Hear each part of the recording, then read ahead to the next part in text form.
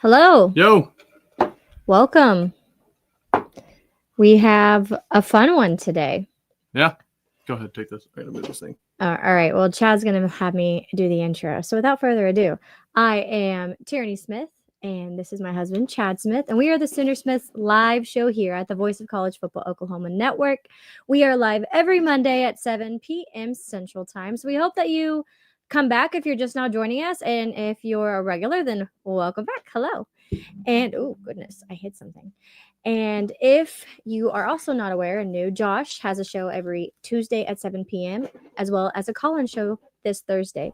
And this Thursday specifically is a very, very fun show that we'll be doing for the very first time, a live show from Woodworks Distillery in Oklahoma City, where Chad, myself, and Josh will all be doing a live show together. And we hope that you guys are there too. And we can have some fan interaction. You can ask questions. We can get your opinions. It would just be a really, really good time if we can have more of you there. And then additionally, before we begin, little schedule for tonight's show, if you will. We're going to recap the Illinois State game, our thoughts on it, the good, the bad, the ugly, the mediocre, whatever so be. We are going to have two very special guests. TJ and John join us from the Voice of College Football Michigan channel. So for all of the people in the comments from Michigan asking why we're here, it's because your two favorite hosts, John and TJ, will be joining us, and they've asked us very specifically to simulcast it to their channel. So TJ and them will be on. So can you imagine we just did it without their permission? That'd be hilarious. And then we just dogged like Michigan. Yeah. That would be so bad. But no, we're just here to preview the game. It's going to be very fun and exciting. And if you also are a fan of the Voice of College Football Network, be sure to check out the merch store. There's merch for both the Oklahoma and Michigan channel. And every purchase keeps the content flowing, and you can just represent your network, the network, represent your team. It's a lot of fun stuff, especially on the Oklahoma side. There is some Zeno Zone shirts that I definitely bought, so I cannot wait to get those in and wear them and to show off for you guys. But that can be found at vocfb-shop.com, and you can check out all of the gear there for either Michigan, Oklahoma, or just the generic Voice of College Football Oklahoma. Thank you to my wonderful wife. That was awesome. Sorry, I'm usually not very type A in things. I'm more laid back, but I get very particular about how things look, and I just could not stand that light being there. It's also bugging me that it's flashing out the frown face, but you can't do it all. And whenever we have to run everything ourselves, and I think we do a pretty good job. So there we go. Thank you. Sorry for doing that. And if anyone saw me up in the background when they first clicked on, I hope that I didn't distract you too much. My name is Chad. Like she said, I am the former boyfriend of my wife. For those from the Michigan channel, we did a little inside joke. I called her my ex-girlfriend because she's my wife. So technically, it's my ex. Also ex-fiance. A lot of ways you could go with that. Oklahoma wins their first game of the year. Obviously not a big surprise. They should have won. There are, as expected, as with Michigan, exactly, and I'm sure as with Michigan as well, a lot of fans that either you think Oklahoma has found it or you think they are frauds and they're going to be exposed whenever they play a good team. And we have no run game and everything is shockingly bad. It was, someone asked, just for a fun fact, it was Sooner Stumper. Does anyone know the 1982 Boomer asked, does anyone know who the Sooner QB was the last time we played Michigan, 1975 Orange Bowl? That was Steve Davis. By the way, fun fact for all in the chat, Steve Davis might be considered the greatest college quarterback of all time when you look at his record. I think he won 2 national championships. He was like 51-1, I think, as a starter. Actually, might have been undefeated. That's pretty good. Yeah, he won 2 national championships, 51-1 as a starter, conference championship every year as a starter. He was ridiculous. Now, granted, it's a different era. Those quarterbacks had different responsibilities and roles. So, can I give one more fun fact? Absolutely, yes. All right, so Saturday's OU Michigan matchup. This is from Mike Hauk. Will mark the second between the storied programs, and OU won the 1976 Orange Bowl 14-6 to earn the 75 national title. The crazy stat from that game: the Sooners caught more Michigan passes, 3, than the Wolverines did, 2. University of Michigan was 2 of 20 passing with 3 INTs. There we go. Hopefully that continues. Do you think they have any really old film from then that we could watch? I'm sure. Because obviously we were not alive. I'm sure you can find it. Nope. Anyways. I wouldn't even have thought back then. All right, so we're going to cover a couple things, and then we want to get to the Michigan preview. And I know we have a lot of fans from that channel over listening to us as well. And I'll try to flash this up every now and then so that people that click on are not wondering what's going on. But Oklahoma wins 35-3 over Illinois State. And we had a little post-game reaction. Some of that is going to be, I'm just making notes here of kind of what I want to cover. First off, I think most importantly, you win. Michigan won their game as well. And that is, being 1-0 is all you could ask for after a game like that. We got out healthy relatively. Jacob Sexton, a right tackle, looks like he may have had something go wrong with his knee. Feel really bad for him. He has had just bad luck when it comes to injuries. And I really hope he's okay, and it's not something that's going to keep him out the rest of the season, maybe a week or two, and then hopefully he's back out there again. One thing Oklahoma can say is we found a quarterback. John Mateer is as advertised. He's very, very good. He is he's a lot bigger in person than I think you realize he is. I would agree. For me, at least. I didn't realize he very is Baker-ish in terms of build. Like, he has a bit large Honestly, lower body. Think he looks more fit than he does. Yeah. He's more muscular, ripped, and Baker, they always joked about, was like, kind of pudgy. Yeah. No offense, Baker. Yeah, I know you're listening. So yeah. Just also, if you want to hop on, we'll send you a link. But and I think if there's any Michigan fans, I'd be interested if you want to throw in the comments. If you're coming to Norman for the game, let us know. Throw it in there. Let us know when you're going to get here. Maybe we could see you before the game. Or if you're coming in here on Thursday, you could come to our live show we're going to have at Woodworks Distillery. Correct? Did I say that correctly? Woodworks Distillery. Woodworks Distillery. There is going to be a lot to talk about with that game. I want to just recap. Tierney, apparently, and give me your thoughts overall of what you saw in the game. We reacted post-game. I was extremely impressed by the passing game. We have a lot of receivers that are playmakers. Keontae Lewis made a huge impression on a lot of people. You're still missing a couple of guys. The offensive line obviously struggled, it looked like, or at least if you're going to pick a position that a lot of people were critical of, the offensive line would be the one.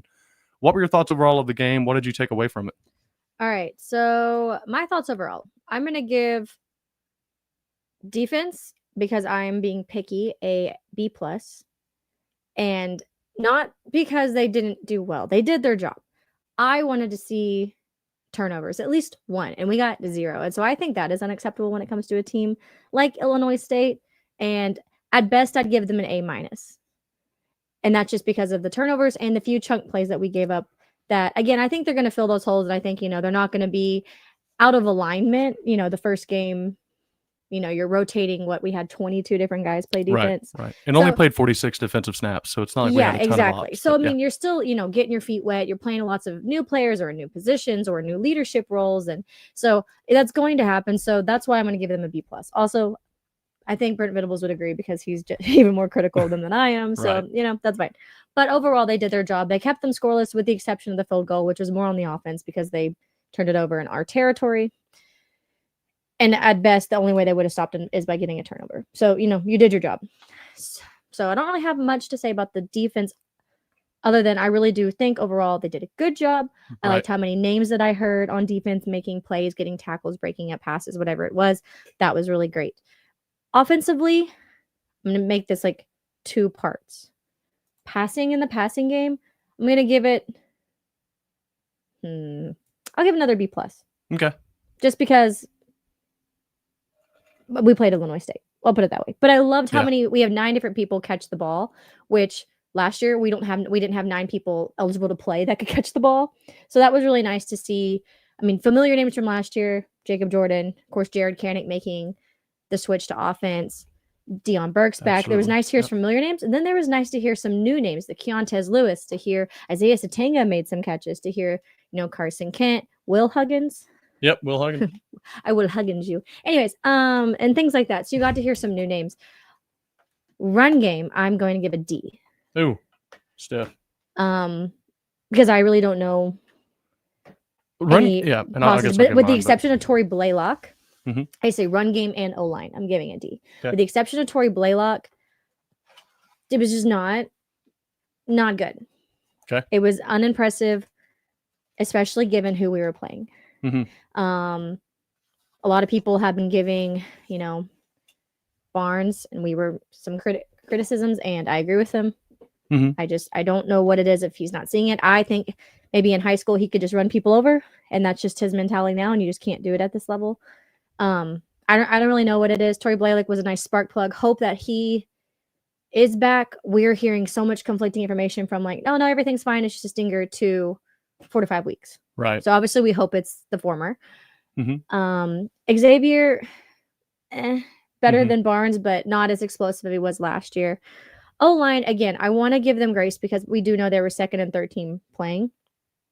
But Right. come on. Like, Yeah. it's still Illinois State. You're telling yeah. me that our second and third team can't move Illinois State? Just saying. So that's where my issues lie. John Mateer did great. I know we didn't drop a lot of runs for him, so would have loved to see him run more. But the few times I did see him run, like you said, he's faster than I thought he'd be. He was shiftier than I even thought he would be. Yep. Just his like lateral movements were really nice to see. So it'd be nice to see him incorporate into the run game as well. But Yeah. that's my overall, I guess, B+, D for like overall factor. Special teams, didn't really see a lot of it. No field goals.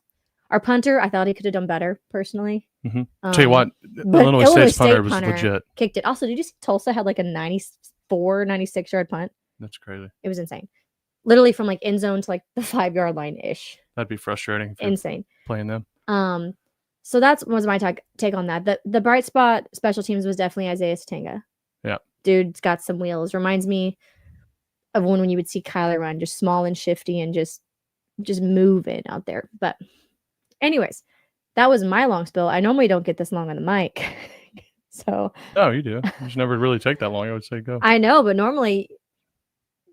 There you go. That's why I let you go first. Now I'm in trouble for doing that. No, I'm kidding. No, I agree with a lot of your points. Mostly all of them. I guess I'll just start at the top. Quarterback John was great. I don't really know if there's a lot more there. That look, he's going to say that the interception was his fault. It wasn't. Deion Burks, he needs to set down in the hook and not continue to go over into the defender. That's just, they'll get that worked out. And, it shows that he has a trust in his receivers, that he's willing to throw it open or to windows instead of just wait till they're open. And the one thing that John had that I was impressed by even more so than his play is he has a serious presence when he's out there. You can tell that he has an extreme confidence in the scheme that he has. And again, it's something he's familiar with Ben Arbuckle coming over from Washington State.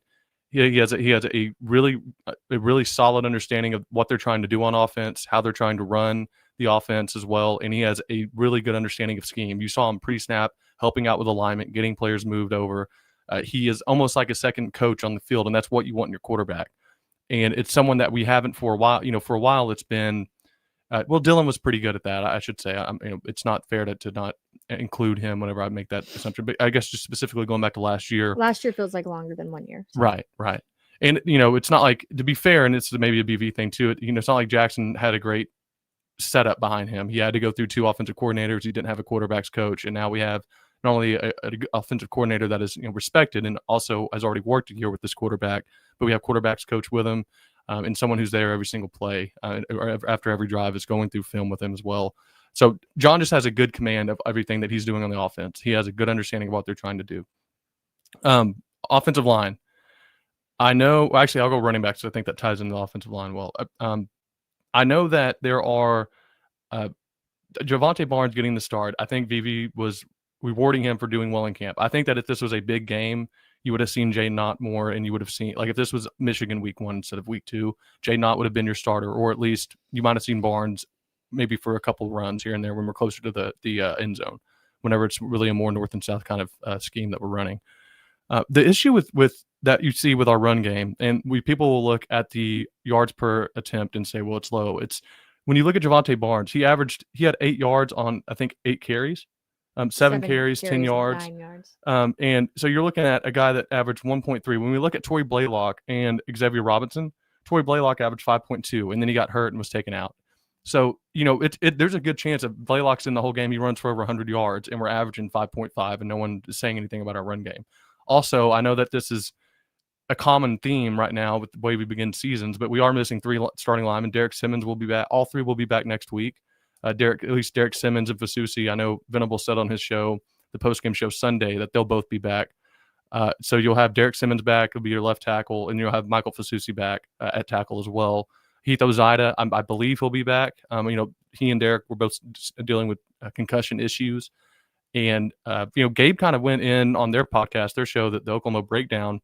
And for the Michigan fans, it's Gabe Eichert. He played All-American at OU and then played in the NFL for a few years. And, it gets to the point where you just got to play. You can't just wait till you're perfectly healthy in terms of just you don't have any worry about any sort of any sort of effects from the game. Like, it's a contact sport. You're going to get dinged up. You're going to get hurt, quote unquote. You have to be able to fight through that because if you want to make it in the NFL, you're going to have to, because they do that. They do that every single week. And so I'm excited to see those guys back. That's why I'm holding back, getting super worked up over the running game that we saw, because when we get our other lineman back, hopefully there is an improvement there. And also, there is a big jump between week 1 and week 2. It's usually the biggest jump a team makes in the year, because you finally have game film. You finally get through the nerves, and that was my iPod case, and you get to work through all of that stuff. That tied into the offensive line, which we just talked about with all the people that were out. I thought Betchy Wee obviously played well. I'm interested with Troy Everett. He has been there for a while. It seems like he is just he's consistent and doesn't. I don't know if he's a world beater. And again, that's not really what the area of football that I know the most offensive line about, or I know a lot about. But just watching him, it seems like we're struggling to get pushed right now, and that is a legitimate worry. I think anyone that says they're not, I am more worried.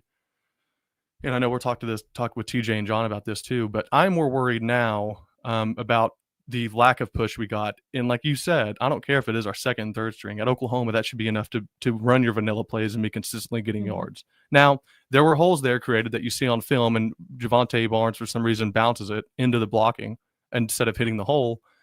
But still, it left a lot to be desired. Although we saw a lot of passing game, we saw finally the passing game on the middle of the field, like you saw with all the great Lincoln Riley offenses. There was a lot to be desired in the run game, and overall, it felt like there was just something missing, and hopefully they can find it. Looking through to the defensive side of the ball, I know that we are all looking at like the chunk plays they got, and we're kind of using that as and putting a microscope on it. And look, the defense was they dominated the game. There was never a threat of them doing anything great. There was one little breakout. Peyton Bowen makes a good open field tackle. That's why you kept him and paid him a lot of money to stay. So I'm seeing guys do their job whenever they're supposed to, and that is what I was encouraged by. You saw guys make tackles in the open field, which we back in the day weren't very good at. And when you have consistent tackling, they got misaligned on a couple things and got worked up and got out of position on a couple of those long chunk runs that I think they'll work out. And for me, I was just excited for what I saw. You had 46 snaps on defense, 22 different players playing. I don't think you'll see that much rotation next week.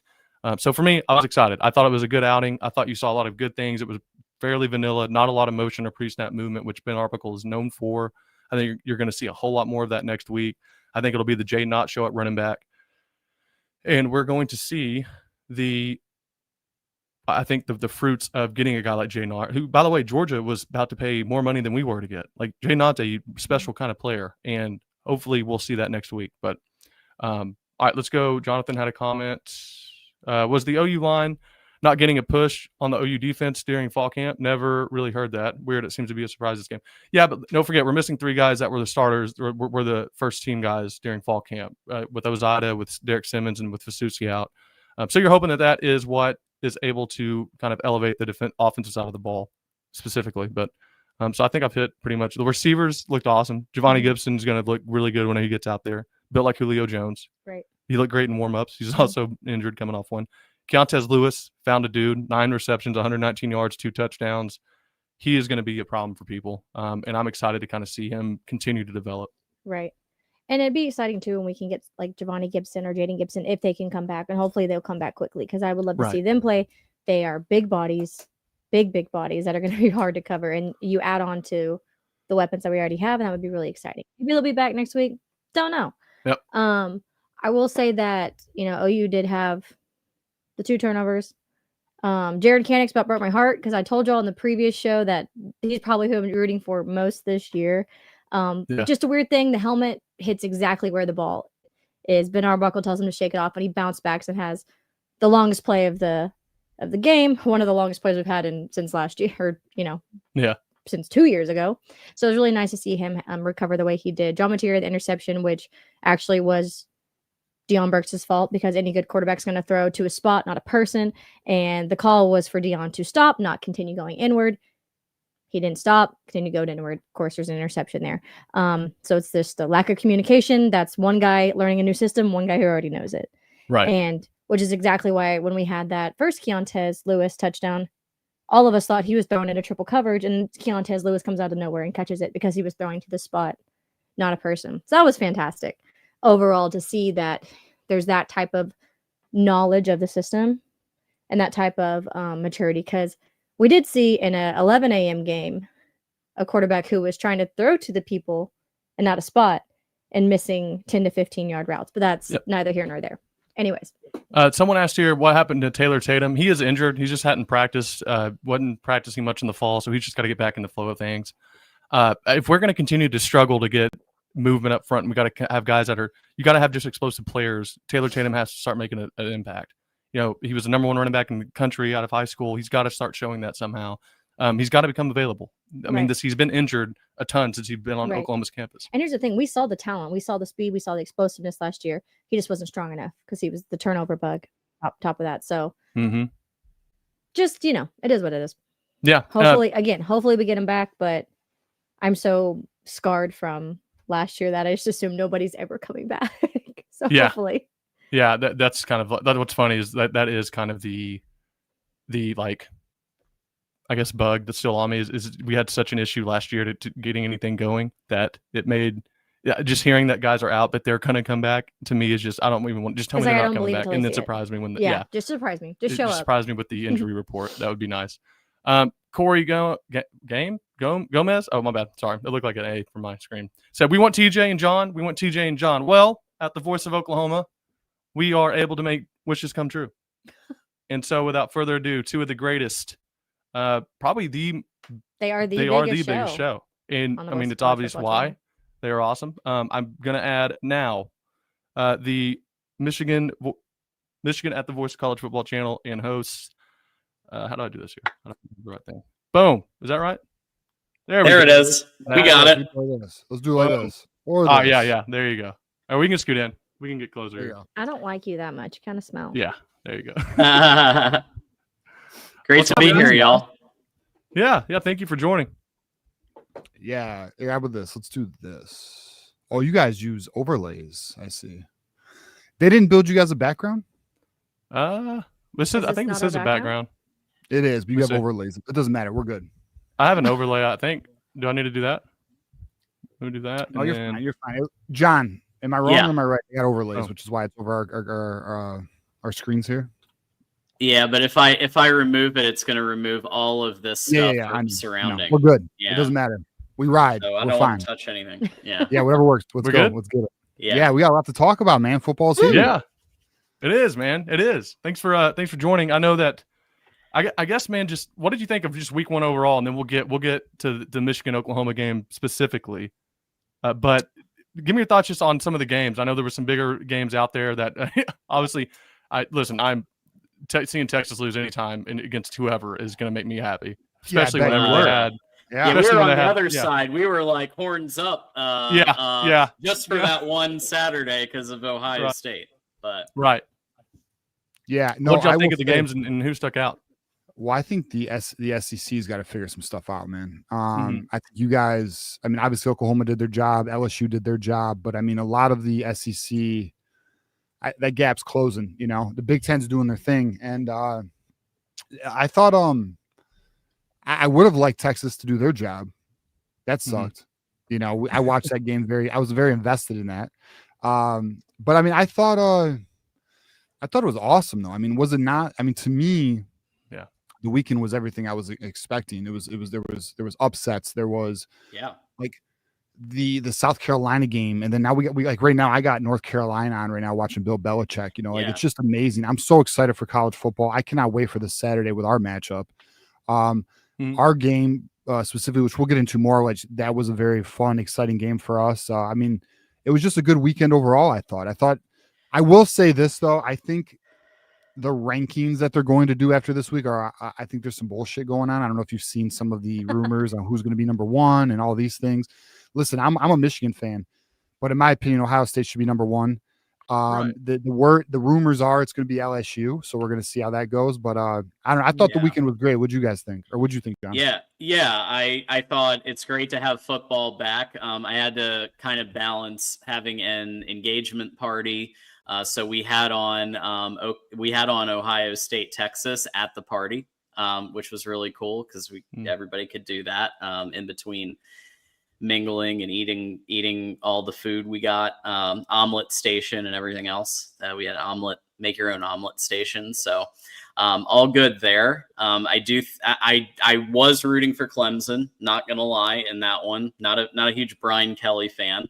But overall, just a great games. Miami beating Notre Dame yesterday in the way that they did. That was a really fun to watch game. And obviously, as TJ mentioned right now, Bill Belichick just marched down the field with his guys and scored within the first 2 minutes of the game. So, it can't complain. Football's back. We're here. So, yeah, and it's still on some bullshit. I'm sure you guys saw the targeting penalty on our guy Barham. Yeah, I was gonna bring that up. Yeah, we'll talk about it later. But yeah. No, it is back. Yeah, it is back. And I will say I feel like it was the most exciting week 1 of college football that there's been in a while. Yeah, as far as a lot of genuinely good games, big a lot of matchups, good matchups, marquee. Yes, and normally you don't have that, so very exciting. I also love the fact that we had Friday, Saturday, Sunday, now today. It's been beautiful. Thursday, it's been Friday, lovely. Saturday, and Thursday. It did start Thursday, because Oklahoma State, Missouri play on Thursday. I'm sorry, Tierney. To all the people who think college football is dying, they couldn't be further from the truth. The reality is this thing's only going to get bigger. Even though it is more corporatized than it's ever been, and it's going to continue going down that path. It's only going to get bigger. I mean, you are now, and this is one of the things I'm sure you guys might be aware that Dave Portnoy has been added to Big Noon Kickoff and all of that. The reality is it's to bring in younger audiences. It's to expand to the casual fan, just like there is in NFL. You now have the betting markets. You're going to eventually get into the fantasy football. Fantasy football is going to come to college football once there's a super league. It's just the trajectory of college football is in a good direction. Although I will say, obviously, there's things we don't like, right? We don't want anything beyond a 12-team playoff. I think a lot of us would agree with that. Although it's going in that direction, anyways. Yeah. And of course, there's some things that lose the pageantry of college football. You're losing it without you have all these conference realignments and you have rivalries that are dying. But football's in a great place, I think. Yeah, absolutely. I guess we move on to the Michigan-Oklahoma game. 2 blue blood programs. I'm excited to see. It's gonna be cool to see Michigan, man, in person. I haven't ever seen Michigan play. Well, I mean, in person, obviously, but yeah. This is gonna be cool to see the stripes on the helmet and all that, and to see the team and former OU Sooner Sherrone Moore back in the second deck at his own place. He knows a bunch of those guys too.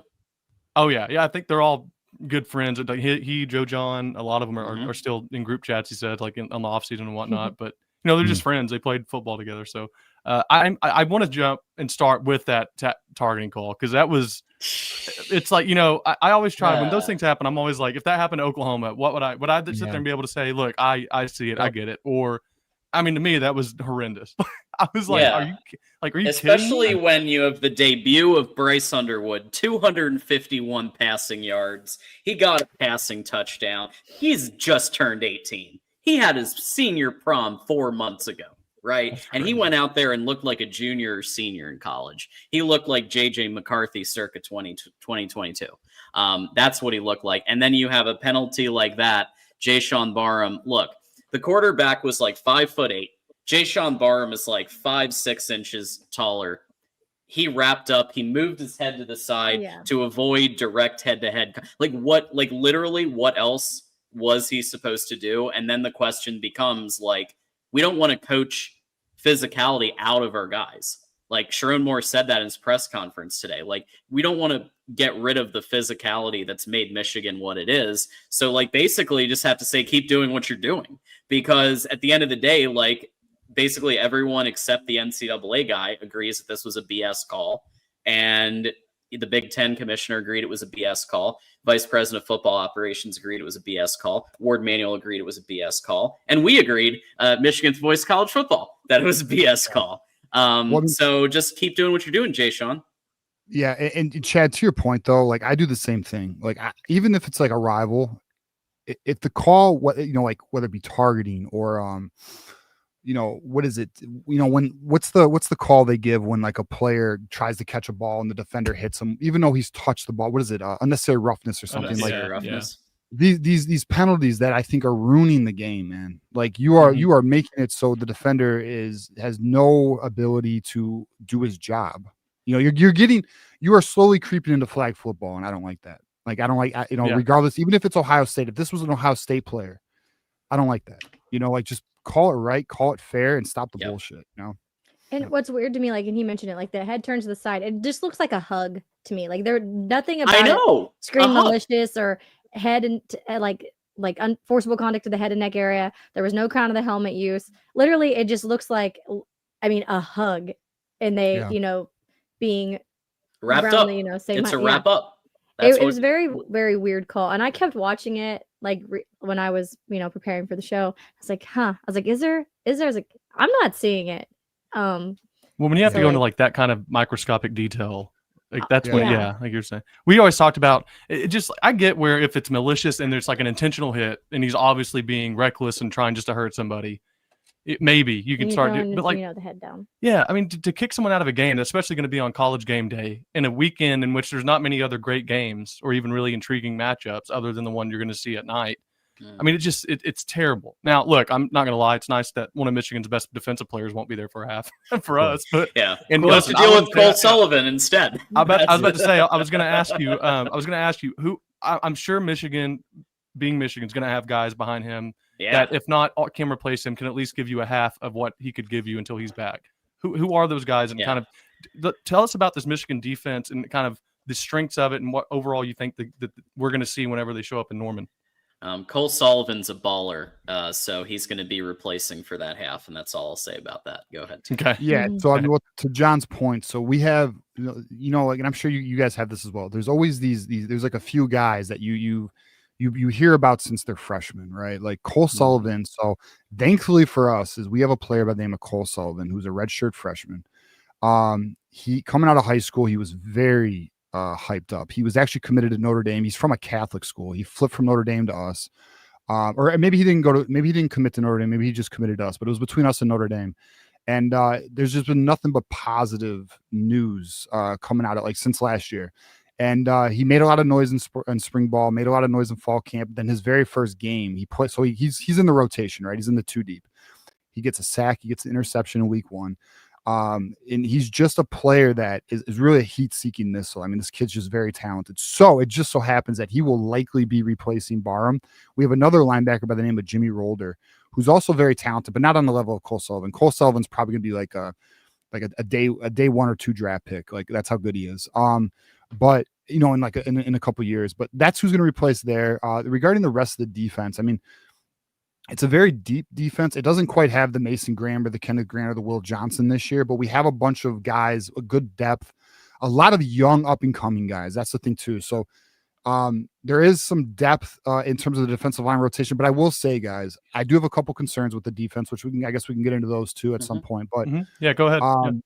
Well, I mean, my concern is this, and John, you let me know if you disagree, even though we've talked about it, but I'm a little concerned of the lack of pressure we generated. That said, though, and I'm sure you guys did the same thing. You guys have a very vanilla playbook.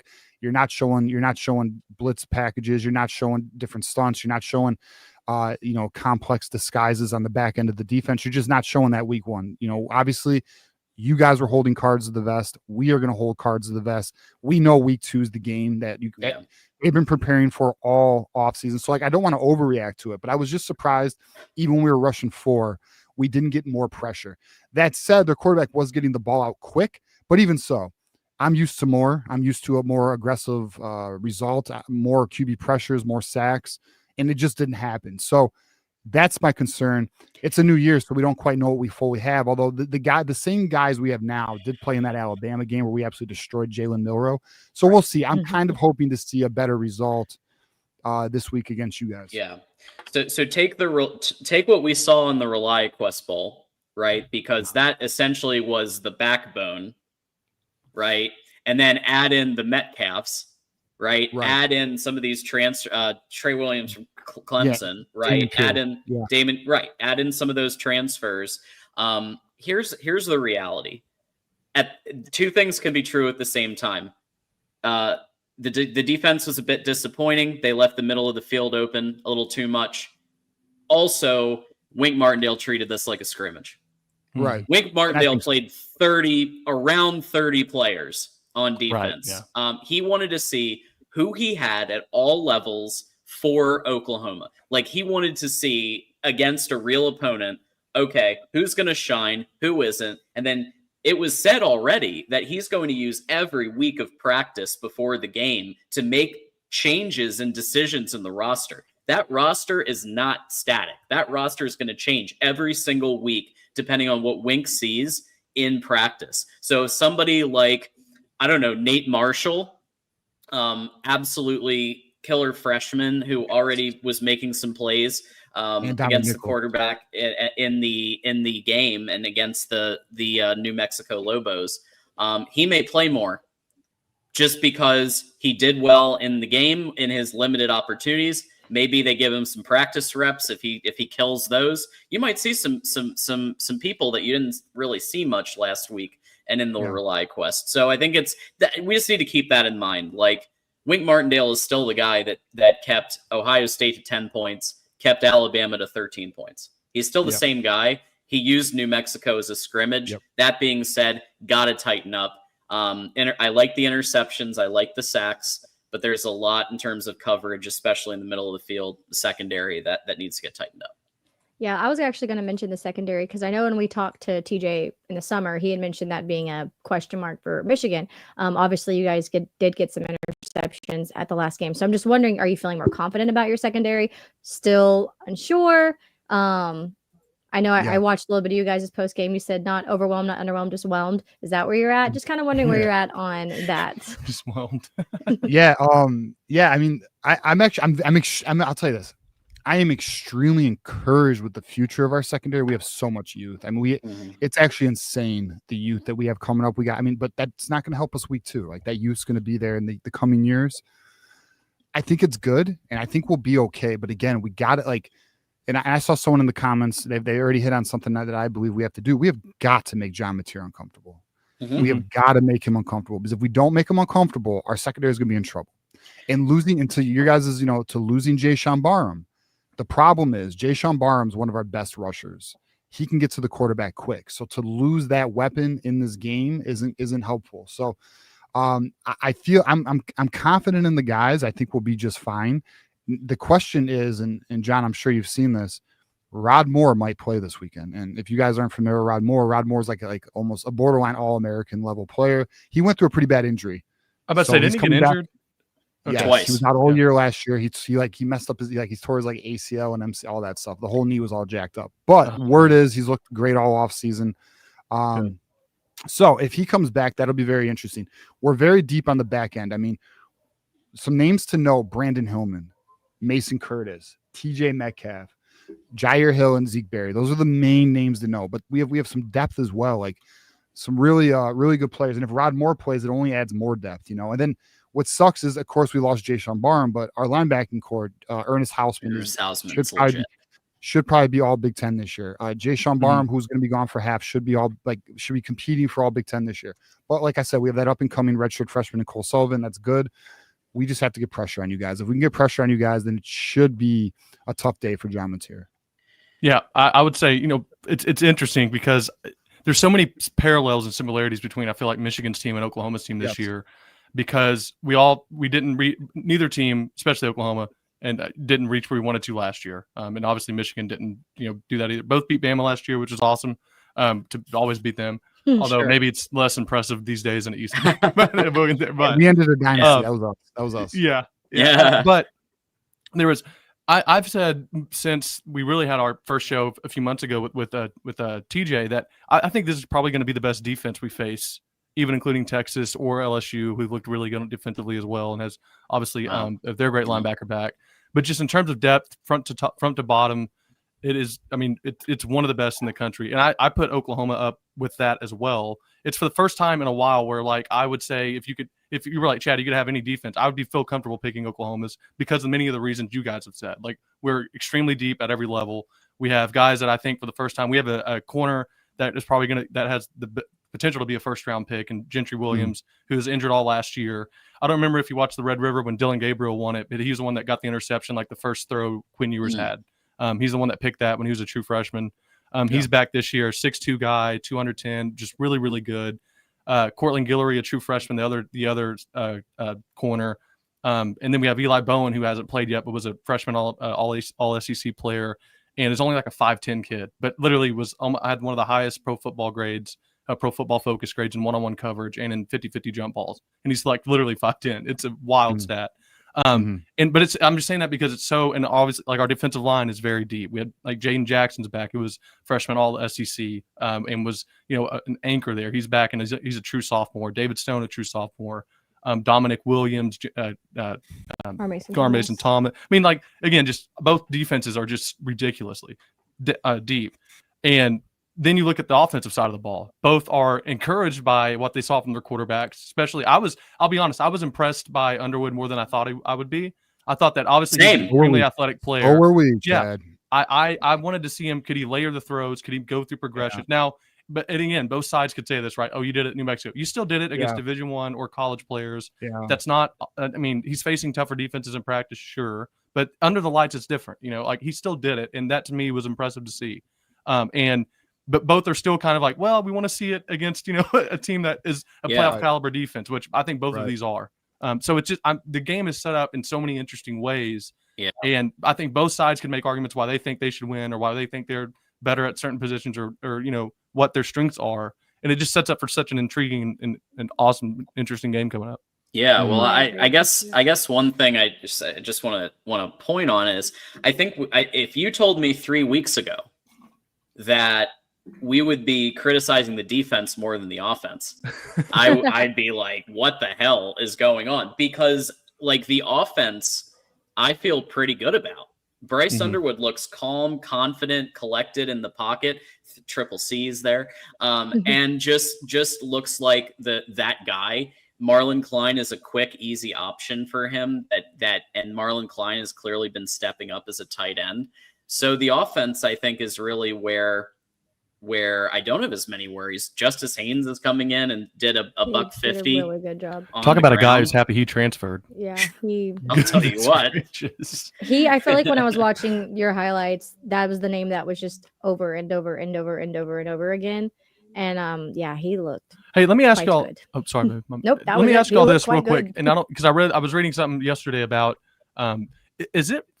Was he the set like 1A, or was there kind of a battle between two running backs there? And is there still going to be like a 1A, 1B, or go with the hot hand kind of thing? I read that there was like he wasn't even like solidified. That's our guy. He just was. I don't know. I'm just curious. Yeah, so this is a big debate for us this offseason, right, John? I mean, we've talked about because so like Michigan loves to run two running back sets, right? They love having more than one. They like keeping guys fresh. But I have been very strong since we've added Justice Haynes in December. I just felt I was like he's gonna be RB1. I mean, even though Jordan Marshall looked good at the end of the year last year, and he was he was like the 5th ranked running back coming out of the country. Like, he's a big time kid. He won Gatorade Player of the Year in Ohio, all that stuff. But Justice Haynes is he just has that. He's just more developed, and so in my opinion, and it's still to be determined, but I do believe Justice Haynes is RB1 because I've also all right. So here's the other thing too. I've gotten some word that the actual plan is this. They want Justice Haynes to go to the NFL after this year, because I don't know if you guys have like really followed much with Michigan recruiting at all. Maybe not, maybe you have, but Michigan landed the #1 running back in the nation in Savion Hyder. And this kid's like really big deal. Like, he's like the best running back to come out of high school in the last 3 years, all that stuff. So like the plan is, from my understanding, Jordan Marshall and Savion Hyder next year to be like a dual back system. And this year they really want to showcase Justice Haynes so he can go to the NFL. So I do think Justice Haynes, I think it's gonna be like a 60-40 or 70-30 split. And I'll tell you this too, though. And I said this in the offseason. Production is going to determine the carries. And the fact of the matter is Justice Haynes so far is giving the production. Jordan Marshall, I think, had like 11 attempts. He didn't, he averaged like 3.2 yards a carry or something like that, where Justice Haynes was averaging 9.9 yards a carry. So, again, though, New Mexico, but the kid's very talented. At Alabama, he was averaging like 6 yards a carry. No, he can play. There's no, there's no like, you don't have to worry about it with him. He definitely can go. I don't feel like you have to like, explain that one. Yeah, that dude can. Yeah, he can move. He's done it. Yeah. He's done it at big places. I wanted to ask about. Obviously, Bryce Underwood's there, and we don't keep up with kind of the interaction of the team and all that. What has he been like, just in terms of like a leader for the football program, in the community outreach? Obviously, John Mateer does a lot of really cool things. He goes and sees, like, he was at all the events. He was chopping it up with just one thing, like a good John Mateer story, just kind of guy he is. He was at a softball game and he's getting hounded by people or whatever. And he finally sits down and there's this guy with his son, and this guy's like in a camo. You can tell, like, a country guy that is hunting a lot. Mhm. And John just asked him, like, can I get by? He sits by him and John talks to him the entire softball game, just like a random fan, just chopping it up with. It was really cool to see. And like, there was no like, oh, I'm more important, I'm bigger than. It was he just went to a gymnastics meet and said, yeah. well, they're number one in the nation. I'm gonna go support that. Yeah. That's awesome. He's like, I like high level athletics. Yeah, he was just at everything that and just 100% showing his support and like diving hard into Oklahoma. So and also he is older, he is mature. It's a little bit easier to be a leader when you have that seniority. So being a leader as a freshman. What, someone who just had his prom night? That's an insane thing to think about. You go from prom night to Brent Venables defense. And there's a big difference between an 18-year-old and like a 22, 23, right. maybe even 24-year-old, male. But what do y'all see? What have y'all seen in Bryce and all of that? And kind of, have you been really impressed with how he's been a leader so far, even at his young age, or just kind of? I just wanted your thoughts there on the overall field. I'll let John hit this, but like, he was 17 like 12 days ago. I know, it's just insane. That's just it is. Yeah, he's already He's 6'4", like 235. Yeah, and he moves well. That's what's wild. No. Like, he does. It's not a lethargic size to him. He you fits guys well. So just so you know, he's a humble. Here's the thing. He came in December, right? He came early to work out with the team during bowl practice. Obviously, he's a hometown hero in terms of wanting to play at Michigan forever. Harbaugh and the old staff kind of botched that, and Sharon Moore resurrected it and brought it back. Obviously, NIL had a factor too, but he wanted to play for Michigan his whole life. So he comes in for December, he comes in for spring ball, he comes in for so he has had 9 months with this team, for the most part. He had a little trouble finding his voice at first, reportedly, as you could probably imagine, because he's 17, right. But he has been growing and finding his voice. And he has this interesting mix that kind of reminds me of the greats, like Tom Brady, Michael Jordan, who's at the game tonight, UNC game. That's cool. Is that they are the most critical of themselves, right? Bryce Underwood, you know what he graded himself? A C+. Yeah. He graded himself a C+. He is humble. He does not let the big lights, the big stage, all the NIL endorsements and everything get to him. He comes in early. He stays late. He does the things you want to see an 18-year-old do. And I do think he commands the locker room because he does things like that block that was awesome. Justice Haynes get into the end zone. Like, that's some Sharon Moore might have cringed a little bit, but like the players love that kind of stuff when you're blocking for your running back out there. Yeah, I mean, look, so he also, what's interesting too is there's proceeds to his NIL sales going to the community. Which is interesting. Like, all of his, like, I actually just bought a jersey I actually have 2 Underwood jerseys now. One's autographed, which is pretty dope, but I'm trying to get it framed. But regardless, yeah, I mean, but to John's point here, like, he's the leader. I mean, he's the alpha. I mean, he's already, like, guys, I'm gonna be honest, like, we are Michigan fans, and I'm not trying to overhype anything, but like, he is everything so far that's been advertised, like, as generational, the best quarterback since Trevor Lawrence. Like, I know it's crazy because it's only one game, but the way he carries himself is crazy. Like, it's absolutely insane. None of us were at this level at 17, like, not even close. And then 2, the way he, like, to John's point, he looks like a junior. He does not look like a freshman. Like, I couldn't believe, I actually was trying to tell our audience, like, all right, let's be a little mindful. Like, he's going to have some 18-year-old moments. Like, there's going to be moments where he looks young.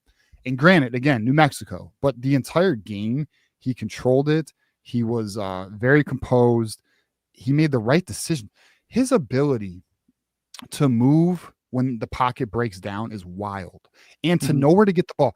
There was a play, and if you watch that highlight tape, I'm sure you guys did, where John, you know that throw he gave to Goodwin? or I'm sorry, not Goodwin, Kendrick Bell. Yeah. Uh-huh. Okay, I thought he was just gonna check it down to his running back because it was right I there. did It was too. like 4 or 5 yard play. No, he throws it to the guy that's like 12 yards down the field. Like his eyes are just down the. It's actually quite. I'll tell you right now. I don't know if I've been since the 2023 season. I've not been this excited for like our games. I love talking about it. That's like when you guys were like, "Oh, let's do the show." I was so excited. I did a show last night with Doreen. I don't know if you guys know who Doreen is, but she does the Ladies of College Football on Sunday on Mark's channel. And then like today, I was just so excited because like I'm so excited to talk about this team, this kid. It's so amazing. You guys will find out. I'm very interested to get your guys' honest opinion on it after Saturday. Mm-hmm. Yeah. But he just, I don't know, he is special. He does appear to have that special it factor, you know. The one thing I will say is that with Brent Venables not only being the head coach, but he is calling the defensive plays again now. Mm-hmm. His aggressiveness, his exotic looks, the things that he did at Clemson to be successful as a defensive coordinator and win 2 national titles, I do think Bryce is going to show some freshman moments this upcoming game. I don't know. I think he will show a couple of bad reads, maybe a pick. He's going from one of the worst defenses in all of football to Brent Venables, who's won 2 national titles as a defensive coordinator. So I expect to see like Michigan fans, it's okay if he makes a couple of mistakes. At the end of the day, you need to win by 1 point. Well, but, and it's not new. Oh, go ahead, TJ. That's it. Go ahead. I was just gonna say the one knock. So there was a knock on him in fall camp, and it was that he would occasionally force some throws that were interceptions because he trusts his arm so much. And so I'm sure you guys are familiar with like Matt Stafford. So I have this comp now. Matt, I'm gonna tell you right now. And as a Lions fan, I watched a lot of Matt Stafford, and I'm not being hyperbolic. I see the same exact arm, like his arm's like that. It's crazy. And so, but if Matt there Stafford's is like every NFL quarterback's favorite quarterback. That's fun. Yeah, Matt Stafford's one of my favorite ever. Yeah, he's awesome. Yeah, I love Matt Stafford, dude. There was a lot of hatred in that city because he couldn't get us to the playoffs or wouldn't win a playoff, whatever. But I loved him. You gotta have a team to win a playoff game. But yeah, I agree. It is a team sport. People don't get that though. But yeah. So I mean, it's the forcing of. So he might. We haven't seen it yet. So far, everything's been very good. But if there isn't an issue, it could be he's a little confident. He could make a mistake throwing the ball. Well, I don't know. Do you have anything you want to add real quick? Yeah. I was just going to say, it's set up well for a BV type defense of all years to create those kind of situations. And really the only way you make them make those young rookie mistakes or you have to put them in pressure, right? You can't let him sit because he's good enough to, if you let him sit back there, he has the arm strength and then he's smart enough to, he'll pick you apart no matter, who's back there. But, BV for the first time, we have 8 of our starters from last year back.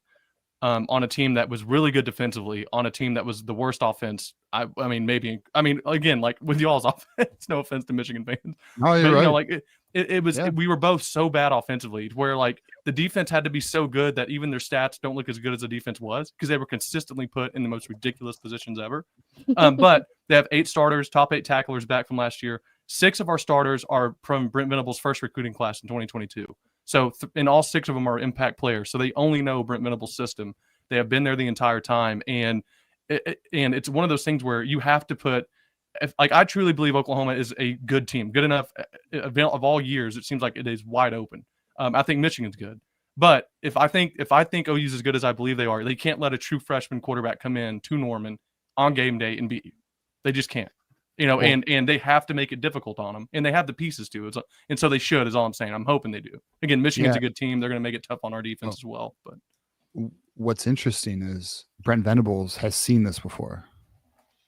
Mm-hmm. He went against Trevor Lawrence every day. Yeah.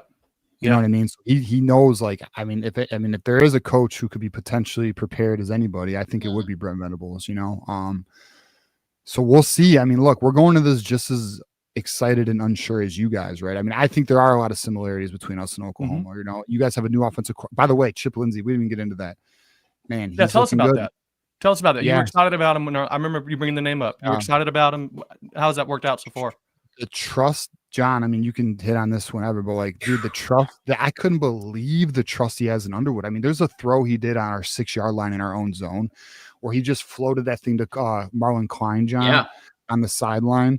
unbelievable to trust your quarterback. There was another player in that situation to not just run up like an inside zone up the middle in that situation. Yeah. Absolutely. And TJ, I'll let you get back to kind of specific plays, but I think overall what I noticed about Chip Lindsey and the difference between Chip and failed offensive coordinator Kirk Campbell, who's now hanging out with Jim Harbaugh on the Chargers, sipping on Mai Tais. Essentially, with Chip Lindsey, you felt an experienced play caller at every single play. The difference when you have one unified play caller, he made sure that Bryce had easy third down and situations, just orchestrating the offense. Joel Collette talked about it a couple of years ago. He's a big believer in the unified sole play caller because you get one rhythm, whereas when you have two or three, it's all jumbled, you know? And so in the past, Michigan has had 2, 3. Obviously last year was abysmal, right? But this year you could tell that an experienced hand is at the helm because he set Bryce up in easy situations. He made sure that the tight end was a check down if he needed a check down. He made sure that there was a mix of looks, of reads, and multiple RPOs too, which I think for the first game of Bryce's career to call RPOs, really cool. Didn't see it a lot last year. You saw some running back screens. You didn't see running back screens ever with Kirk Campbell. They didn't work, but guess what? It's a nice wrinkle to have. So I think that even though it was extremely vanilla, you could tell a difference in play calling. Well, one throw that, honestly, this is going to sound weird for those maybe just watching the game, but one throw that impressed me starting off was the quick throw he made, like just the first pass he made out to the very first play, very first one. If you, especially like young quarterbacks, especially like high school quarterbacks that I see, that is people that are nervous tend to aim that throw and it can go low and they miss it. And to see him just go up, rip it confidently. Yeah, I mean like that. You know, like that looks like an easy throw, but those are the basic throws that Arch Manning can't make. But also that, you need to complete. And so for me, that was just right off the bat. I was like, all right, because because that can get sketchy if you throw it too far inside, it can get picked. I mean, that little thing to me showed me a lot. I mean, just in something that simple. I don't know if any of your people have questions about Oklahoma. Throw them in the chat. I know someone asked about talk about Oklahoma, but I don't know. Yeah, if you guys have any questions, obviously super chat it. You obviously get on here quickly, but if you don't want to super chat it, we'll try and get you guys' questions. Ask any questions you guys have. Yeah, but to your point, looks like GT made a $5 super chat. Yeah, but Chad, to your point, that that's what I mean. The confidence in him to do that play on the very first play. Yeah. And it looks so simple. Like when you watch it, you're like, dude, it's a simple. I'm like, nah. I mean, like those kind of throws aren't simple. You know, you have to put them in, and he puts it right in front of him where he can run up the field. Like, that's big. Right. I mean, those little things matter. Yeah, and the zip on the ball, like that's the thing too. Is like, I'll be honest, some of those passes were hard to track. Like I couldn't even see it. I was like, holy shit, you know, like it's just. I'll be honest, I was afraid there was too much hype around him. I don't know, man. I like I said, he exceeded my expectations. So I'm very I'll tell you right now, we're going to find out this weekend what's up. Because here's another thing too. So there was a drive at the end of the first half. He was in a 2-minute drill. He went 5 for 5, drove the team 75 yards for a touchdown. Yep. I mean, it was just like, we're not, we haven't seen this type of stuff since JJ. And I'll be honest, this kid's already better than JJ. Skill wise. Now, obviously he's got some maturing to do. He still has to learn how to win. I mean, there's no doubt about it, but skill wise, and JJ went top 10 in the NFL draft first round. So there's no doubt this kid's going to go first pick. He's going to go first pick. It's clear. Well, and especially I know a lot of people look, we obviously are prefacing everything with I can do the same for like Mateer and all that. Obviously we know we're both teams are facing a massive upgrade and challenge this coming weekend, but we can only go based off what we've seen. And he showed some impressive things. Right. Yeah. Oh, but all right. I thought you were about to click on a question. Yeah, one of them asked. So Jaden Knott obviously came to Oklahoma it was a big pickup from the portal for us at running back, and someone asked, what's the story with Ott? He has had a shoulder issue, a little injury he's been nursing. I didn't think he would get in I didn't think he would play, and then they have him in kickoff. Now I think the strategy was fair catch all the kickoffs. At least you'll be our kickoff returner, so at least you can have some in-game reps. But we're not going to return anything. And then in the fourth quarter, he gets in for 2 plays. Yeah. They would have literally helped his stats if they didn't play him because he got hit before he got the handoff and got -2 yards. And then it's like, dude, why did you even put him in if you're worried about a shoulder injury? Yeah, and I think everybody, like all OU fans, are just confused about that because again, all of us were under the assumption that he was not going to play because he's waiting until next week. Because we would be just as precautionary, Mhm. if you will. And then the way that he was utilized was very strange because even at one point, maybe the third quarter, there was a kickoff that was coming like towards him, Mhm. and he didn't like call off Peyton Bowen, Mhm. right? Yeah. Which is a defensive player. Didn't call him off to catch it as you would think he would to return it. And it was just, I don't know, it was a very weird thing. So nobody really knows. And maybe the coaches looking back are even like, yeah, we don't really know why we did that. I don't know, but that was a weird situation. But we hope that we definitely see him Saturday. Yeah. I had a question here about it's a great name. Yeah, it's Flannels, I'll just say. Michigander. Yeah. Yeah, that's a great one. Said concerns about the Oklahoma offensive line. Heard Illinois State was getting good push and was stuffing the run, and the D-line was allowing rushing yards. So we talked about this a little bit before we had TJ and John join us. There are a couple things with Oklahoma's O-line right now that are, I think, encouraging if you're Oklahoma, and then also concerning. One is we had 3 guys out that are going to be back next week. Derek Simmons, who was a transfer portal addition, left tackle, is going to be back. He's 6'6" guy, 6'6", 320 guy. Supposed to be a good lineman for us. He'll be back. Michael Fasusi, who had good run, 5-star left tackle out of last year's recruiting class. True freshman, that's where it gives me cause to pause. I don't like true freshmen going up against good defensive lines, and if there's ever a good defensive line, he's about to face one, and it just worries me. Now, if he's your best lineman and he's what you got, and you got to put out your best, then you put him out there, and you talk about learning through the fire. I mean, he's going to. And then also Heath Ozida, our starting guard, should be back. Both he and Derek had concussion issues that were worrisome. Also, when you look at the average run, Javonte Barnes got the start. Brent Venables is big on week 1 depth charts to reward the guys who went through fall camp and performed well and were healthy and there every day.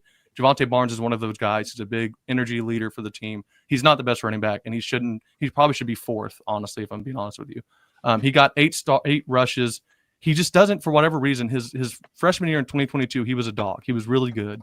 I don't know what, he got injured and nicked up a little bit. And he just doesn't have the same burst he used to. Yeah. And he's not fast enough to get to the edge. And so he had, I think if you look at his rushes, he had 8 rushes for 10 yards. So he's like 1.1 a rush. When you look at the 2 guys behind him, Blaylock was averaging about 5.5 yards a carry. And then Xavier Robinson was averaging about 4. So if Blaylock would have been in the whole game, Toy Blaylock, true freshman running back, extremely fast. It was part of like the Nationals record-setting 4x1 team out of Texas. He comes in at running back and is just, I mean, he obviously looks super fast too. Different. Yeah. And so he goes out. Hopefully he'll be back next week. He had a little shoulder collarbone issue. He hit a safety and then went down and just came out. But he was averaging about 5.5. So it looks, that's where it's encouraging. Like maybe it wouldn't have looked as bad if he'd have been in the whole game and you weren't playing Barnes, who the coach just like because he's seasoned. He does really well with pass blocking assignments. He doesn't miss many of those. He's loyal to OU. And he's loyal. Yeah, but part of me is like loyal doesn't get you dubs, Brent. So play your best player. I'm glad he's loyal to OU. I wish him the best in life, but I want to win a football game Saturday. So play your best running back. But that's really where I'm at. So I'm not as worried right now because I want to see those 3 guys back and what it looks like. Now, if it looks like it, and again, it's tough for them because it's not like you're going to look. You can be good and still look like you're struggling against the defensive line they're about to play and defense about to play. How many of this offensive line's returning from last year? Almost all of them. They had they had about 70% of their starting snaps are back from last year. Granted, that's obviously bad because there was a lot of people that had to start last year because of injury. But yeah. Yeah. So correct me if I'm wrong, but didn't you guys weren't you guys one of the nation leaders in sacks given up last year? Yeah. Oh yeah. Now Jackson Arnold helped with that because he patted the ball a million times. But to be fair, we had 9 different starting iterations of offensive line through 10 games, or 8 through 10. Yeah. So I mean, they had injury, they had the guys switching positions over and over. We had 4 different centers to start the year because of injury. I mean, so it's not like they played the same position and they had any sort of continuity. Even a lot of returning, they didn't necessarily play because of they're injured a lot. Yeah. There was a lot of them sitting. Yeah. A lot of them sitting. And so, you're hoping, and I'm holding out till, getting really worried about the run game until I get to see it. I see those 3 guys back and whatnot. As far as the defensive line, I know that I was a little hypercritical about some of the rushes that we saw. And Chad, meanwhile, was sitting there saying, look, if there's a position I'm not worried about, it's our defensive line because of the experience that we have coming back, the size we have coming back. It's the first game. You're going to have moments where you're out of position. We have some new linebackers that are stepping into a leadership role and getting people situated. They're also going to have guys that won't play next. We had 46 defensive snaps and played like 25 guys. Like, we're not going to do that next week, Right. So like, there were guys that got out of alignment that won't play. That weren't there as well. Yep. And, and I understand what they're saying with that. At the end of the day, they still only gave up 3 points instead of 17. And just kidding. Oh, they only gave up 3. But again, it came off of an interception that was already in our own territory. So unless they happen to turn the ball over, which was my criticism, that they didn't get any turnovers this past game. And y'all did. Y'all got what, 3? Yeah. Well, to be fair, it sounds like Illinois State runs a wing T. So no, they were very good. They were obviously they relied on Rinkers a lot. And so their quarterback actually is a pretty solid player. They have a really good receiver who will get some NFL looks. He's Jokowitz. He's 6'2", 210 guy, 1,100 yard receiver. FCS obviously, but he's a perfect Belichick receiver. If Belichick was in the Patriots, this guy would be like he'd be like an all pro in like 3 years, and everyone would be like, who is this dude? Where'd he come from? But it was he didn't, not to say like, just say like they have some guys that can play there. They were very specific in shortening the game. So last year, and they played 2 like Power 4 big schools in the last 2 years. Last year they lost their starting quarterback. The year before that they lost their starting running back. The head coach for Illinois State said, "Listen, I understand where we're going. My goal is to get out, let these guys realize if you want to play in the next level, this is what a lot of the athletes look like." And to get out of there healthy. Because every time we play these games, I feel like I lose a key player. Well, their quarterback goes down in like the second quarter. And after that, or third quarter, my bad. It was later. And after that, he literally says, we were running the clock out as much as we could and snapping it with no time left. And we wanted to get out of there as fast as possible. And they didn't play anymore. So it's not like you're getting a good look at what you're going to be consistently having to scheme for or bringing up or going for in a regular game. Yeah. But, so there's like give and take on that. And also it's the same defensive line that you worry about it. Everyone was, we're worried about it against giving up yards early in the season. You hold Tennessee to the lowest they had all year. You hold Alabama to Milroe didn't get, they got like 4 first downs that whole game. They've just done it so many times in big games where until you don't do it, I'm just not going to sit here and there's many more issues Oklahoma could fix before I'm like, oh, the defense or defensive line is a problem. For me, they're still, I would take them over any group that I could think of. Okay, I'm laughing at all the people that I offended in the comments. I'm joking, people. Oh, yeah. We've done nothing but talk about how good Michigan's defense is going to be. Calm down. Also, how crazy was that play? My gosh. That one where he snapped on the ground under quarterback's legs was kind of sick. I can't believe that worked. Like, trick play. It was an amazing. That was an amazing trick play. See, what's funny too is did you watch the whole game or did you just see like parts of it? I just did like the 15-minute extended highlight deal. Like I didn't have time to watch. You guys were playing the same time we were. Yeah. Did you see the catch that wasn't? Yeah. Yes, that's crazy. Yeah, that was bad. So that led to a touchdown. That led to a touchdown. Right. Yeah, so there's a lot of people. I'm one of those. Like it is what it is. Like we gave up 17, but then there's a lot in the fan base who are like, well, that catch wasn't a catch, so that was 7. And then the trick play, they got a 7 on us because of a trick play, which was a great design play. And actually, what's interesting is the head coach of New Mexico. I don't know if you guys know this. He was the head coach of Idaho when they made Oregon, that really close game with Oregon the year prior. So like he's a very creative coach, well coached team, and it is what it is though. I mean, we're gonna find out this weekend, right? Yeah. The reality. So, I'm excited about it. I guess we can get into maybe what we think the predictions will be, but yeah, sure. I think it's a great matchup. We're gonna find out, like what's real and what's not. I think, Yeah, I'm gonna check, or we're gonna have we're gonna check to see if there's any more Oklahoma related questions in the chat really quickly. There was one super chat here. Let's get to this. So we got GT here, $5 super chat. I would still like to see a 6-14 best of 7 playoffs. Absolutely not. He's kidding. Yeah, GT's regular on our channel. CTE so John, galore right there. John, you see how his chat says GT? Yeah. And then, but we have like flannel here where it's his handle. It's so something random. weird. So I was doing the so have you guys noticed the YouTube names have changed? Have you guys noticed that? So they're now, it's now that unless they have it. I think it's maybe just on the random Oklahoma with ours. channel. Well, because when I was on the Voice of College Football last night, John, it was the regular names and not the ats. Right. Yeah. It's so I guess the algorithm picked us for changing it. Don't like I don't like it either. Yeah. Anyways, go on. So what you guys want to? Yeah. So how about this? I guess let's get into. Let's do this. What is your biggest concerns for Oklahoma? We'll give you our biggest concerns for Michigan, then we get into some predictions here. Okay, I'm gonna go ahead. I don't want to. My biggest concern, run game. Okay.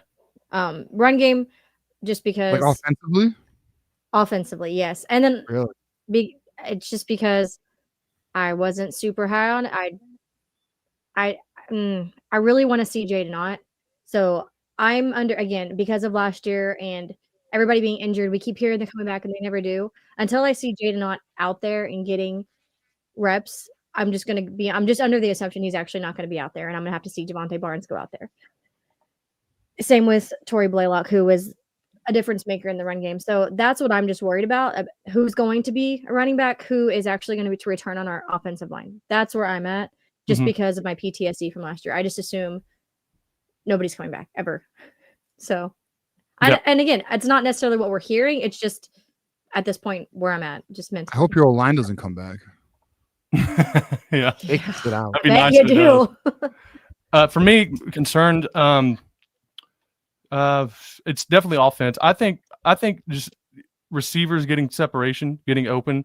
Deion Burks is as advertised. He's very fast, very good. For me, it's do you have, like this weekend we had Keontez Lewis, a transfer, come in and go for 120 yards, 9 receptions, and 2 touchdowns. Looked really good. Our best receiver probably is Javante Barnes from Arkansas Pine Bluff, Giovanni Gibson, sorry, from Arkansas Pine Bluff, who was a transfer in, who, according, you can only go by reports you hear about in camp, but he was the guy. He was like head and shoulders the best we had, and he got injured. And looks the part.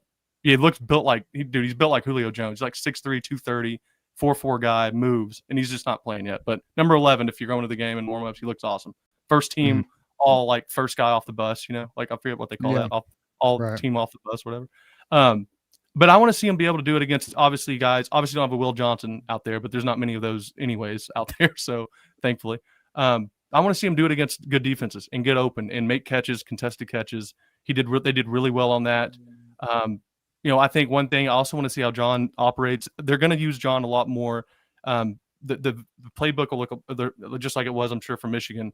Ben Arbuckle's known for pre-snap movement to get a lot of guys moving around to confuse. He barely moved anyone the whole game. I think they had 2 plays where they had pre-snap motions. That's going to look different. I want to see John, though, react well to that, getting the right call so that we can move the ball well, and to just play confident and to play controlled. But for me, definitely, I want to see the receiver. I don't know if it's a concern, but it's what I'm looking for. The O-line is just over. I am concerned about the O-line, but again, I just want to see those guys back before I really say there's a big issue there. And they could be back and be good, and it's still going to be tough because they're playing a really good defense. So, that for me, though, that's what I really want to see. Okay. John, do you want to list your concerns? Concerns for the Michigan side? Yeah. Against Oklahoma? Yeah, I mean, I think obviously Venables calling the plays himself is a concern. Obviously, I mean, Bryce looked really good, but he looked really good against New Mexico. So I think this is going to be his first real road game at Michigan under the lights, obviously. So that's a concern just in general, that like they're going to be traveling. Can Bryce Underwood do what J.J. McCarthy did, which is harness the power of away games, right? When J.J. McCarthy was doing jump around when traveling to Wisconsin and Michigan won the game, right? Things like that. Can Bryce do that? I think he can. The defense obviously was my biggest concern, as well as Evan Link. And when I went back, also Andrew Sprague on right tackle whiffed on some pass pro stuff. Yeah. So I'm a little concerned about the O-line, but overall, I think if Michigan puts out their best effort, I think we have a shot to pull this out. Yeah, for me too. So my concern is lack of pressure on the defensive line. I'm hoping that is just a byproduct of a simplified playbook, which it might be. And then my other concern is just consistency with the offensive line, because I don't want anyone touching Underwood. Like, that kid needs to be protected. I will say one thing we didn't talk about that needs to be talked about, and I know this for an absolute fact. Michigan deliberately did not do any plays where Underwood ran with the ball. Mhm. That is going to happen Saturday. Yeah. So they intentionally did not allow him to show any of that. They did run 19 RPOs, which was very interesting. Yeah, so I think that'll be a big impact. I think that's going to have a big impact next game. I think that's something Brent Venables is going to have to really scheme against. But yeah, so those are my biggest concerns. As long and I'll say, like, as long as if they can protect Underwood and this defensive line or our defense can get pressure, whether it's defensive line or blitzing, whatever, I feel very confident that we'll be okay. If we fail in either one of those, it could be a loss for us. One thing I wanted to mention just real quick for a player to watch, Isaiah Satanga on punt return, I think can have maybe a fun prediction. I think we'll have a big return that is going to be like an impact play for us. Average 16 yards a return at Arkansas last year. He's at OU. Dude can straight burn. His mom was an Olympic sprinter. His dad's a SEC track and field coach. I mean, he can move. So hopefully, we can force a punt first, and then hopefully we can have a big return. And he did have a big return in our game. However, it was called back due to a blocking back that I thought was the worst call of the day until I watched y'all's. may or may not have been. Yeah. So yeah, no, definitely that was someone I think I was thinking that too, and I think someone in the comments said that this game has the potential to come down to special teams, to come down to somebody's special teams making a big play. Yeah. And it's just going to be a matter of which one. Yeah. And I hope it's ours, but our special teams actually sucks besides our kicker. Our kicker, we have an NFL. So just, I don't know if you guys know about Dominic Zavada, but he's probably potentially maybe going to get the Lou Garza this year. Luz Garza. Great kicker. Will awesome. Be in the NFL. That said, our kick return, our punt return, we had two muffed punts. And our punter is sketchy. So that's not good. So we tried bringing in a different punter, but he's not even on the team. So yeah, didn't so work out. I don't know what happened. We got him from like Missouri or something, and I don't know what happened, but he's not on the roster anymore. We got him in like April, but he's not on the roster. So yeah, so that's a concern that we didn't really see a lot of it because it was New Mexico, but it's something that could be, this is a big game. Pressure is going to be on, mistakes happen. We have, so our kick returner is a true freshman in Andrew Marsh. He's really good, but he's a freshman, and we saw 2 mistakes from him in the last game. Our punt return is Samaj Morgan. He muffed it. So we'll see. I mean, we'll see. There you go. Interesting. What did your score prediction? I hate these. Yeah, all right, I guess I'll go first. So my score prediction is 24-17 Michigan. Okay. I think it'll be a pretty close game, but I do think Michigan's going to pull this one out. I'm going to tell you, I feel very confident about Bryce Underwood, and I think the defense is going to show a lot more than it did before. Yeah, 24-21 Michigan, and it's close. And it really is going to come down to, I think Bryce with his clutch ability mixed with Wink creating some exotic blitzes to pressure John Mateer, get him off his game just a little bit. I think it's going to be hard to do that, but I think Wink has the ability to scheme some things that'll do that. But it's going to be a tight one. There's no doubt about it. That smear Mateer comment made me laugh in the middle of that. Yeah, Wink's good, man. It's gonna be a tough one. All right, what's your prediction? I actually have the same prediction as John, but not for Michigan. Okay. So I do have like a 24-21 scenario for Oklahoma, to which I believe Isaiah Satanga can get us a return late, where we can get into field goal range. We can hit a field goal to take the lead. All right, so she has 24-21. Fair. I have 52. No, I'm kidding. Could you imagine if it's like an OU Texas out. Tech in like 2016? Seriously, we're talking about how good these here. defenses are. What if it's like 50? It's like a tech. Yeah, like she's It's like a Texas Tech Oklahoma game. It's like 55-50. The final score. Oh my god. It's like we have the 2 greatest offenses ever. Like, yeah. I know our defenses are good. You see that stuff sometimes though. Where you have these like elite defenses and the offenses just go off. I'm gonna go 27-21 OU. I said it earlier. I think Michigan's really good. I think both teams, whatever team loses, could still be a playoff team, could be a contender, especially if they figure out the offensive side of the ball, or I guess They gel on the offense for sure. I think Oklahoma is a really good team. I do. And I think they'll show it Saturday. And if you're a good team and you're a good defense, you just cannot let, as good as Bryce Underwood is and as talented as he is, you cannot let a true freshman come to your home stadium and beat you. I feel like you just can't do it. Doesn't mean he won't. It doesn't matter. You know what I mean? Like if Oklahoma was playing a true freshman going to Michigan, you guys would say, look, you just can't let a true freshman do that to you. Yeah. So that's how that's not really analysis. It's just like, that's more emotion. I hear you. But, so that's kind of what I think about it. And I'm excited to see him, man. It's going to be awesome to see Michigan in town. Blue blood, legendary program. Hoping we go to the big house next year for the first time ever. First time ever. That'll be normal. It's going to be awesome. Man. I can't wait. You know what? So you guys are going to come to Ann Arbor next year? I'm almost crossed. Fingers crossed. Right. I'd almost So then, maybe we'll work something out. I could meet up with you guys and we could figure that out if you guys. Yeah, absolutely. That'd be a blast. Yeah. So I mean, look, I'll tell you this though. Here's what I'm hoping though. I'm hoping the game comes down to a last-minute drive, 2-minute drill. Bryce Underwood takes the team down the field and gets us the victory, because that'd be the most iconic shit ever. So first true freshman to win the Heisman. You would love to know too. A lot of Oklahomans were hoping for a traditional first and second game week where it's like 110 degrees. Yeah. It's going to be a very crisp 76 degrees. So we're going to have Michigan weather in Oklahoma on Saturday. So the weather will not be to the Oklahomans' advantage.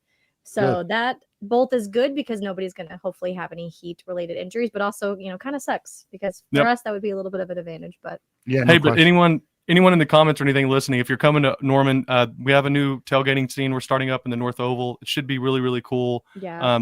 I think it's a really cool state. I love our stadium. It's awesome. It has a lot of renovations that went down a few years ago. Probably said 76 is hot. Where? 76 is not hot. Anyways. But no, it'll be awesome. It's a cool, great town. Yeah, no, awesome. I would say get there early. There'll be OU fans show up pretty early for games. I feel like some of the things that I would check out. Definitely check out the Heisman Park where we have the 7 statues of all our Heisman winners. Yep. Campus Corner is a fun place. There's usually live music and booths and shopping. Lots of good restaurants. Probably the most famous quote unquote restaurant in Norman on game days is called the Mont, where you can get a Sooner swirl. It's a sangria margarita swirl, and very strong. But there's a rule of 2s. Yeah, you got to have 2 at a time. There's no 3s. There's no 5. You got to have 2, 4, 6, allegedly. But good luck with that. So there's a lot of good businesses. They have the Walk of Champions that's on the north side of the stadium, as well as the party at the Palace. So if you have kids coming, there's cornhole, there's the obstacle courses, there's the little blow up playpens, bouncy houses, stuff like that. That'll be really fun for your family. But yeah, those are just some things to check out while in Norman. Yeah. Very cool. All right, guys. Well, appreciate you guys having us on. I'm sure we'll talk shit the rest of the week. I guess the best team will win Saturday, Yeah. I'll be texting you guys. I don't know. Is your reception good at the stadium or what's up? Yeah. Upgraded our Wi-Fi. That was a big newsletter that we got from the president. They upgraded the Wi-Fi, so it's pretty good. Yeah, it's not bad. All right, I'll be sending some text. So, but enjoy the week. We'll see you guys Saturday. Yeah, awesome. Thank you all for joining. Yeah, and check us out real quick at tomorrow night at 8 p.m. Eastern. We'll be breaking this down and also giving our final thoughts on New Mexico. And Thursday night is the TJ and Johnny Collins show. So check that out, 8 p.m. Eastern on the Michigan channel. And then, of course, post game, everybody's going to be doing their thing. Awesome. If anyone wants to stay for the Zeno Zone, it's T's famous little video she makes of our dog picking picking games. Yeah. If any of them want to say, is your dog going to pick the Michigan-Oklahoma game? He picks every Oklahoma game. Yeah. All right. Now, I will say, as you will see, he did not do good last week. He went 1-4 last week. To be fair, there were some 50-50 games that were just Texas, Notre Dame, Clemson, and Baylor, all of whom obviously did not win. So, all right. Tough. You got to do his homework. All right. Good deal. Well, appreciate you guys having us on. Yeah. Awesome. See y'all. Bye. Go Blue guys. All right. Real quick, we want to play this promotional video right here. College football is even more exciting when you've got some action on the line, and the games are even better when you're cashing in. And the Voice of College Football is the place to be to get the greatest value. Start with my picks.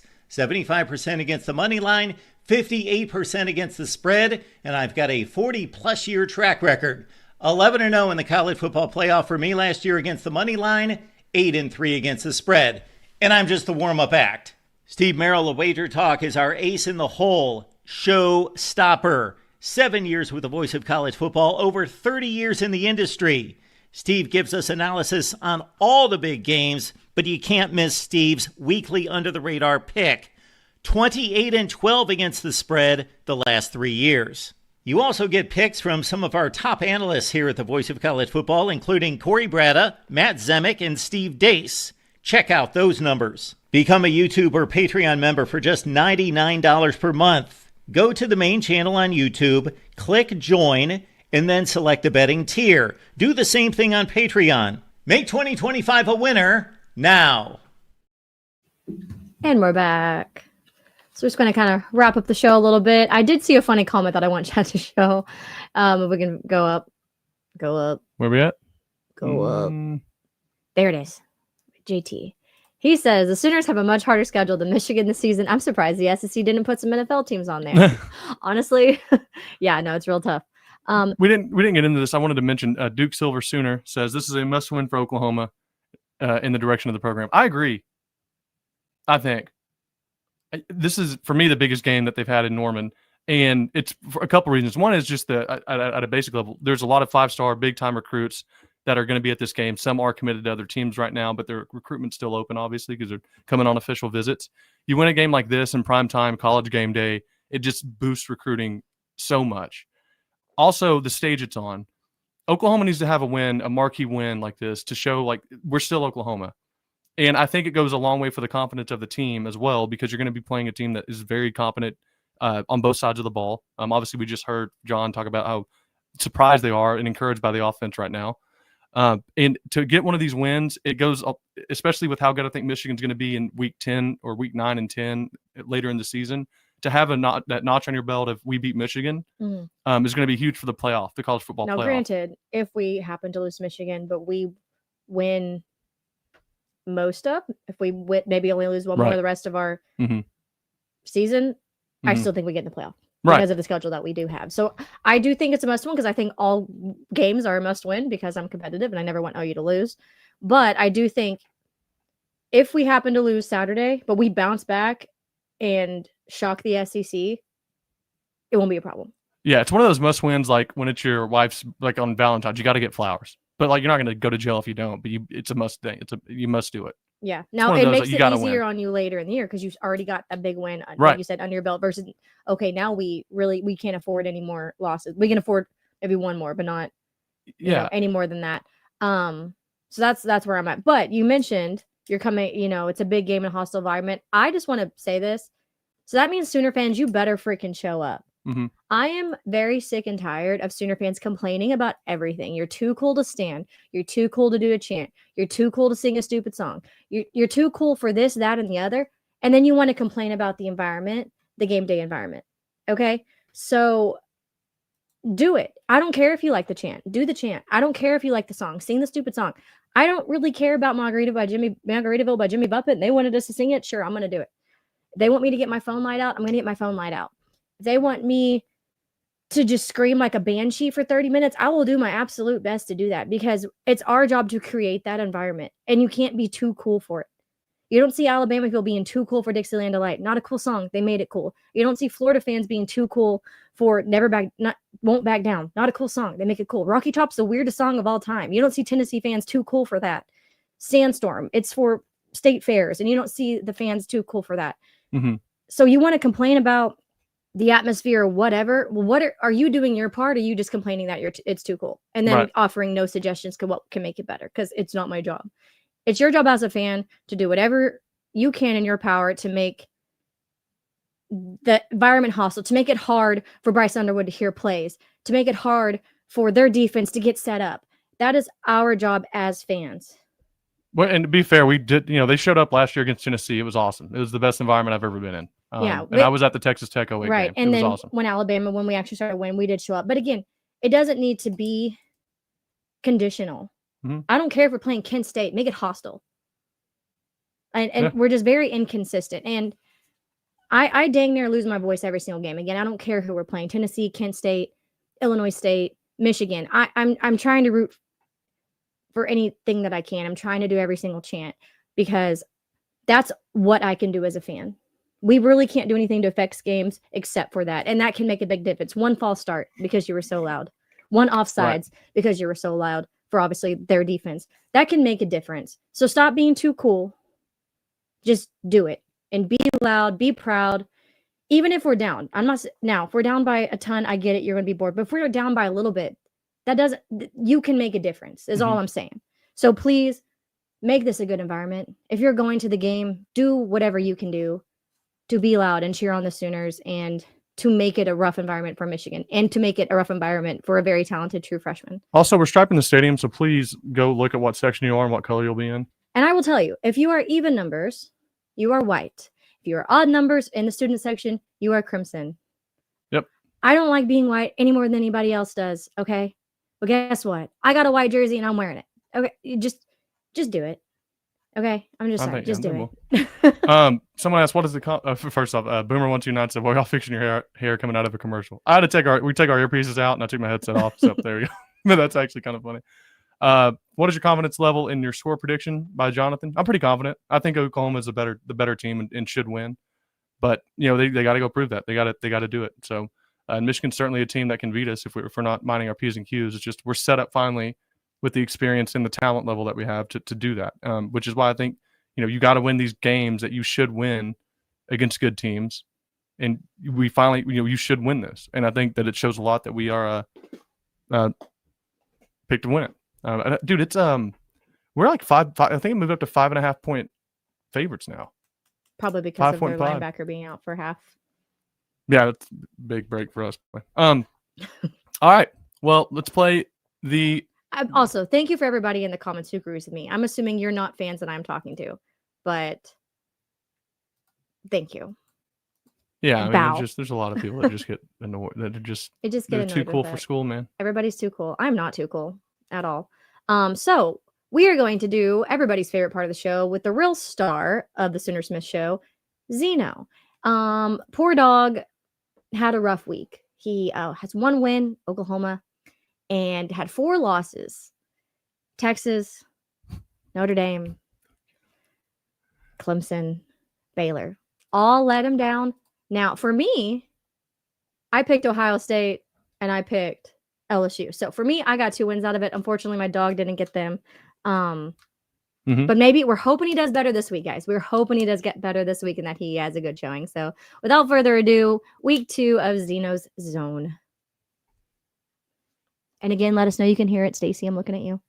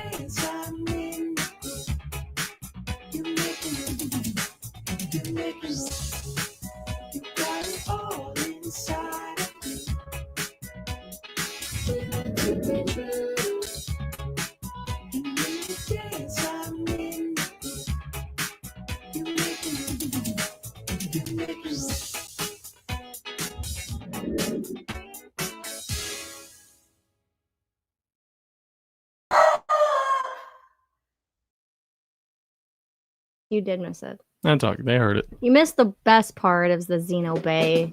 They heard it. Goodness. You still hear it in the background. It wasn't muted. We got to move this though. Boom. All right. Look, I thought Zeno was going to pick Oklahoma State too. And I was like, that would have not been good. Please don't. That would have been a bad pick for Zeno. And then he stopped. And I was going to try to put a comment like, is this a trick? But it didn't show up the way that I wanted to. So I just dropped it. But good dog. He picked Oregon.